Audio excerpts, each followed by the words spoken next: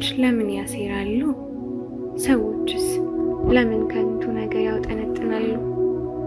የምድር ነገሥታት ተነሱ፣ ገዦችም በእግዚአብሔርና በመሲሑ ላይ ሊመክሩ ተሰበሰቡ። ሰንሰለታቸውን እንበጥስ፣ የእግር ብረታቸውንም አውልቀን እንጣል አሉ። በሰማይ ዙፋን ላይ የተቀመጠው ይስቃል፣ ጌታም ይሳለቅባቸዋል። ከዚያም በቁጣው ይናገራቸዋል፣ በመዓቱም ያስደነግጣቸዋል። ደግሞ እኔ ግን በተቀደሰው ተራራዬ በጽዮን ላይ የራሴን ንጉሥ ሾም ይላል። የእግዚአብሔርን ሕግ አውጃለሁ።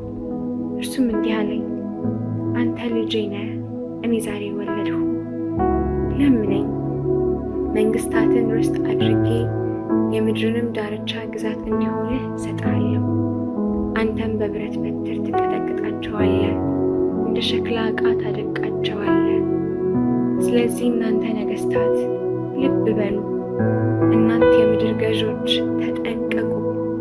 እግዚአብሔርን በፍርሃት አገልግሉት፣ ለእርሱ መራድም ደስ ያሰኛችሁ። እንዳይቆጣና በመንገድ እንዳትጠፉ ዝቅ ብላችሁ ልጁን ሳሙት።